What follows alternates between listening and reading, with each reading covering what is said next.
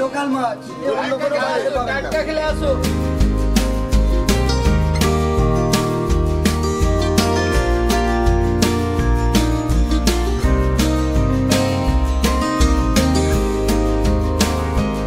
জামাই ষষ্ঠীর আগে দীঘার কাঁচা ইলিশ হয়তো শ্বশুর শাশুড়িরা জামাইয়ের উদ্দেশ্যে বা পাতে তুলে দিতে পারবেন না, কিন্তু মৎস্য ব্যবসায়ী যারা তারা কিন্তু আশ্বস্ত করছেন স্টোরের ইলিশ মাছ অন্তত চওড়া পেটিটা জামাইয়ের পাতে তুলে দিতে পারবেন।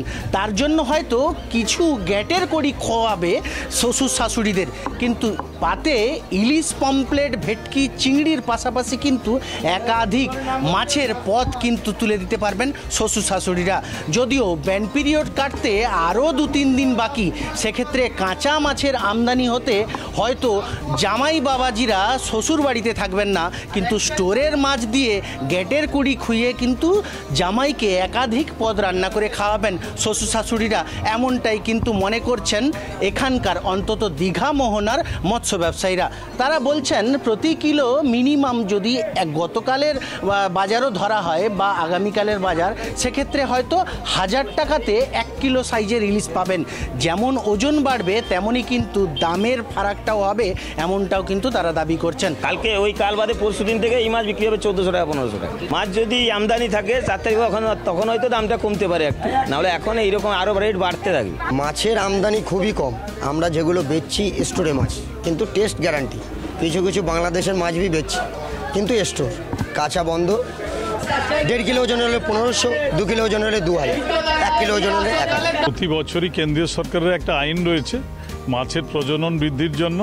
15ই এপ্রিল থেকে 14ই জুন এটা ব্যান পিরিয়ড থাকে, সমুদ্রে ফিশিং বন্ধ। তো সেটা আমরা সংস্থাগতভাবেও এবছর ভীষণভাবে নজর রেখেছি যাতে ব্যান পিরিয়ডের মধ্যে কোনো লঞ্চ ট্রলার বেরোতে না পারে। 14ই জুন রাত 12টার পর সমস্ত লঞ্চ ট্রলার ফিশিংয়ে যাবে। তো ইলিশ, আপনারা যে ইলিশের কথাটা বলছেন, সেই ইলিশ গতবার সেভাবে হয়নি।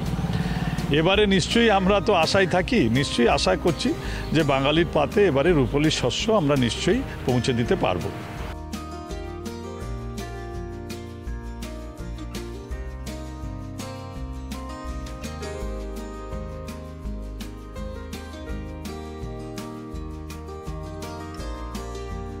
অথচ স্টোরের যে পরিমাণ মাছ আছে, আশা করছেন যে জামাই ষষ্ঠীতে অন্তত জামাইদের পাত ইলিশ ছাড়া খালি যাবে না। দীঘা থেকে ক্যামেরায় দেবাশিসের সঙ্গে কনিষ্ক মাইতি, TV9 বাংলা।